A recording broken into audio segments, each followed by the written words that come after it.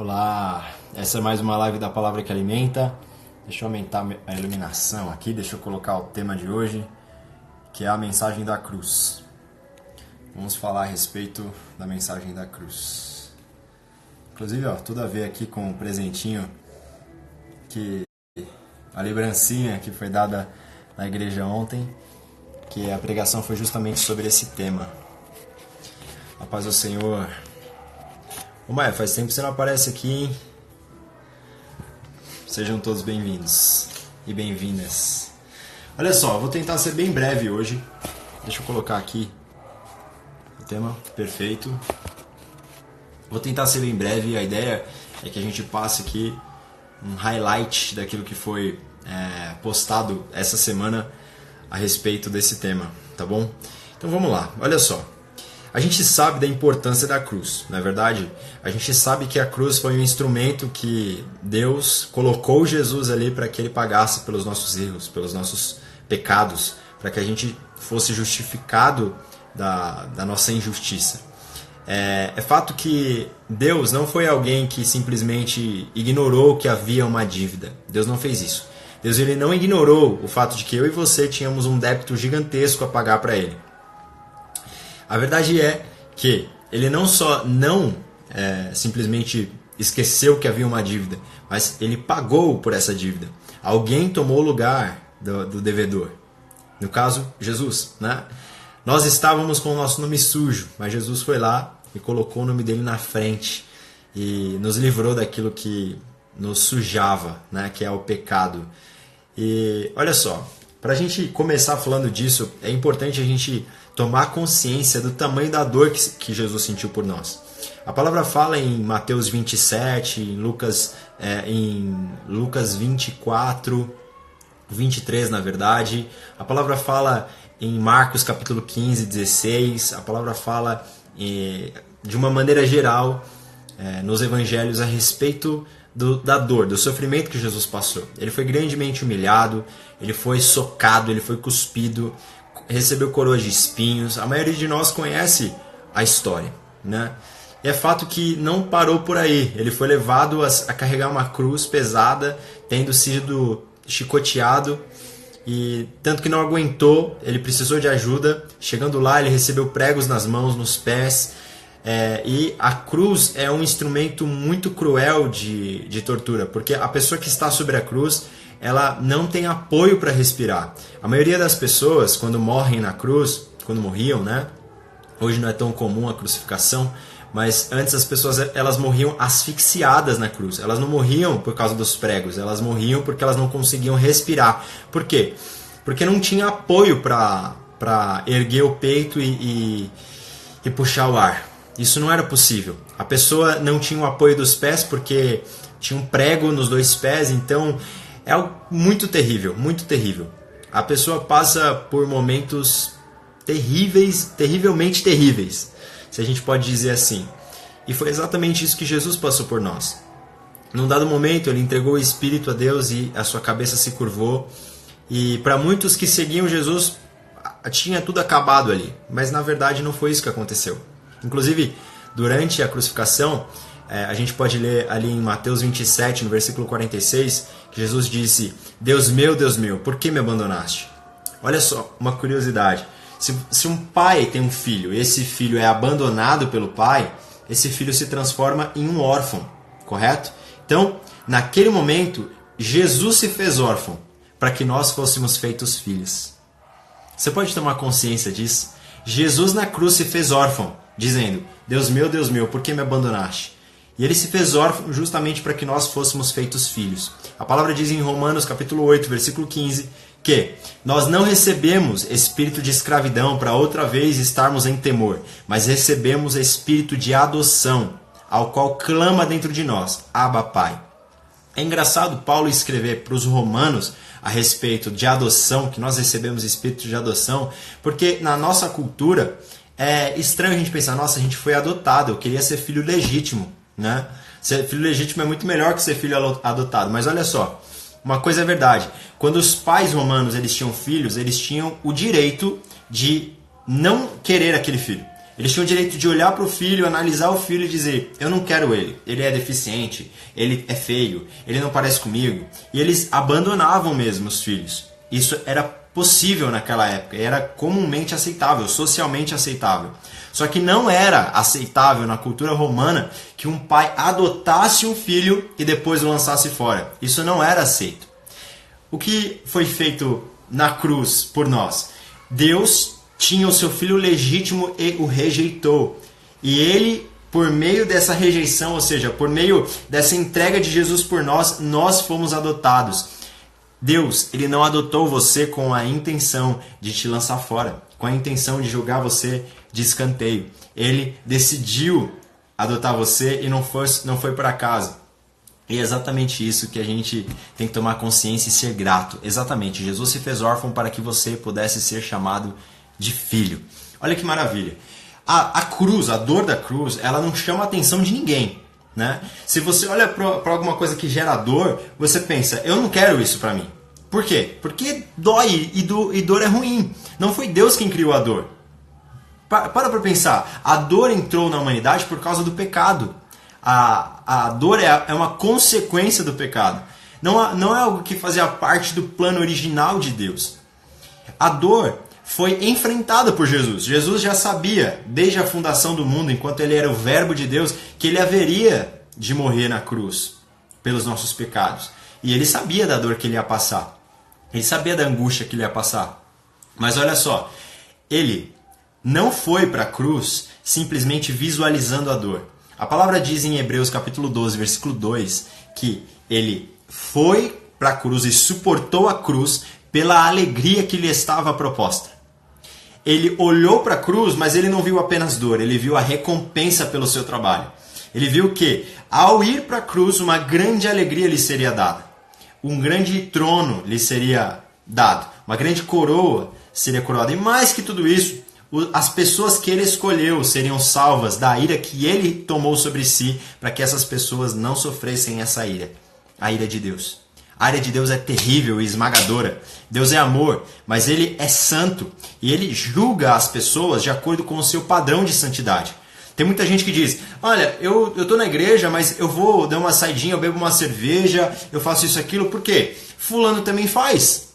Fulano faz pior ainda. Fulano trai a namorada, eu só estou tomando uma cervejinha. Tem gente que pensa dessa maneira. Faz comparações entre uns aos outros. Mas saiba de uma coisa, quando você estiver diante de Deus, ele não vai te comparar com José, ele não vai te comparar com Rubens, ele não vai te comparar com a Laís, ele não vai te comparar com a Carla. Ele vai te comparar com a palavra dele. Ele vai pegar a palavra dele, ele vai comparar com aquilo que você fez na sua vida. E a partir desse padrão, ele vai julgar você. Não é pelas obras que você é salvo é salvo pela graça. Mas se há um julgamento, esse julgamento vai ser feito segundo os padrões de Deus e não os nossos. Portanto, que nós olhemos para Jesus, autor e consumador da nossa fé, porque é com ele que nós temos que se parecer. A gente tem que se arrepender diante daquilo que nós não somos, em comparação com aquilo que ele é, e não em comparação com o que fulano é. Compreende? É muito bom você ter referências, mas a sua referência não pode ser a sua referência máxima acima de Cristo. Cristo é a referência de Deus, que Deus deu para nós, Deus entregou para nós. A palavra diz, sempre cito esse versículo aqui, porque os que antes conheceu, a estes também predestinou, para serem conformes à imagem de Jesus. Ou seja, todos nós fomos chamados para serem conformes a Jesus. Ainda que Jesus seja perfeito, nós sejamos falhos. A gente está em aperfeiçoamento.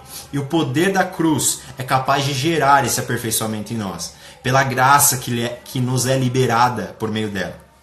A palavra diz em 1 Coríntios, capítulo 7, versículo 23, que nós fomos comprados por bom preço. Fostes comprados por bom preço. Escrevendo o texto a respeito dessa passagem, me veio o seguinte: o pai, ele não daria aquilo que ele tem mais de precioso, que é o seu filho, o sangue de seu filho, por algo que ele não acredita. A palavra diz em Salmo 49, versículo 8, que é impagável a redenção de uma alma. Em outras palavras, você poderia juntar todas as suas riquezas desse mundo e elas não poderiam comprar a sua salvação. Mas Jesus entregou aquilo que ele tinha de mais valioso, ele mesmo. Ele se entregou por nós. O Pai o doou, o entregou por nós. Ou seja, o que Deus tinha de mais valioso, ele entregou por mim e por você. Agora saiba de uma coisa, se você foi comprado por um bom preço, significa que você tem valor. Significa que você é valoroso diante de Deus, porque Deus não daria aquilo que ele tem de melhor por alguém que ele não acredita, por alguém que ele não ama ou por alguém que ele não valoriza. Foi exatamente isso que eu pude falar para uma moça que eu encontrei essa semana no ônibus, e dizendo, olha, Deus me trouxe algo a teu respeito, foi isso, isso e isso, e talvez todas essas situações tenham feito você ter uma percepção menor de valor em relação ao que você tem. Você tem muito mais valor do que você acha que você tem. Em Deus você tem muito mais valor do que você acha que você tem. Porque Deus deu o Filho dele por mim e por você, por nós. E se ele deu o Filho dele por nós, que é o bem mais valioso, é porque você tem valor diante dele. Então, se permita reconstruir-se diante dessa verdade.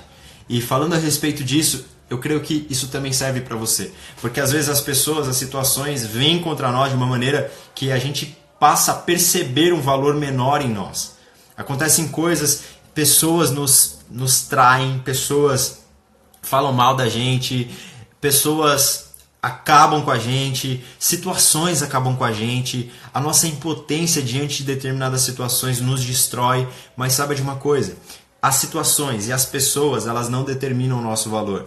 O nosso valor foi determinado lá na cruz do Calvário, quando o bem mais precioso de Deus foi entregue por mim e por você. A cruz revela o quanto nós somos depravados, o quanto nós somos maus, o quanto nós somos pecadores. Mas ela também revela o nosso amor, o amor de Deus por nós e o valor que nós temos diante dele. Amém? Você tem valor. Diga isso para si mesmo. Deixe de lado as suas crenças limitantes. Você precisa acreditar no valor que Deus vê em você. Ele olhou para a cruz e viu eu e você salvos. E isso deu força para que ele enfrentasse a cruz. Jesus fez isso por mim e por você. E que a gente possa caminhar debaixo dessa fé, debaixo dessa certeza. Olha só, para caminharmos para o fim. A palavra também fala em João capítulo 3, versículo 16, o seguinte: porque Deus amou o mundo de tal maneira que deu o seu Filho unigênito, para que todo aquele que nele crê não pereça, mas tenha a vida eterna. A palavra ali está dizendo que Deus deu o Filho dele por nós, como eu acabei de dizer há minutos atrás, e segundos atrás, na verdade. Uma coisa que o mundo acha é o seguinte, talvez até alguém aqui nessa live ache também, ou nesse vídeo no YouTube, porque esse vídeo vai para o YouTube também. Olha só, se existe um Deus no céu, e se esse Deus é santo mesmo, e se existe um inferno, é para lá que ele vai me mandar. Por quê? Porque eu não mereço, porque eu falho, porque eu peco, porque eu tenho vícios, porque eu namoro com fulano e faço isso e faço aquilo.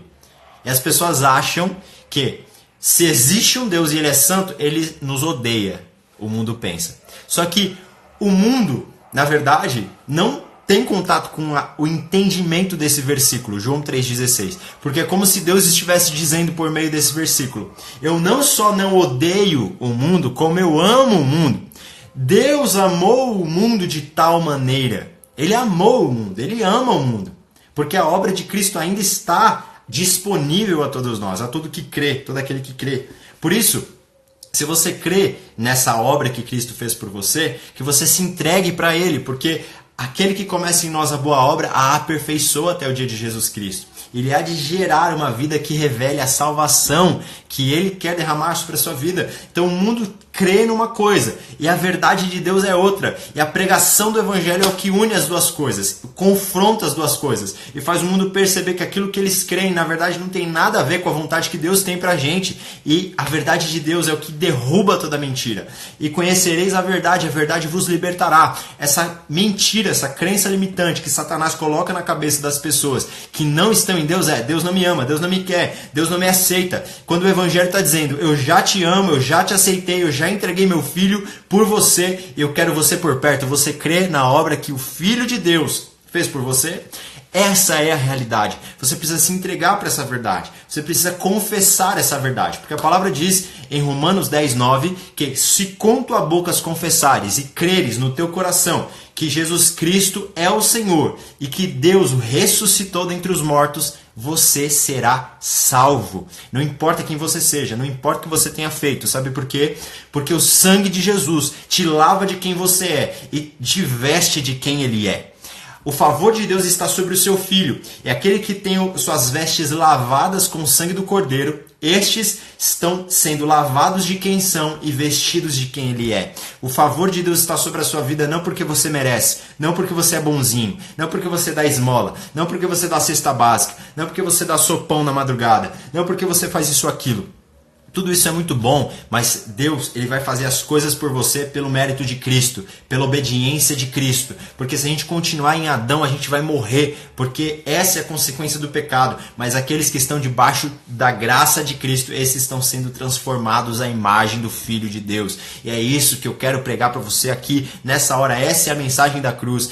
Você não pode, você não merece mesmo, você não tem capacidade mesmo de se salvar. Você não tem dinheiro para se salvar, porque nenhum dinheiro pode comprar a sua salvação. Mas a verdade é que a mensagem da cruz é a seguinte: mundo, eu amo vocês. Assinado Deus. É exatamente isso que ele quer dizer pra gente. Ele nos ama.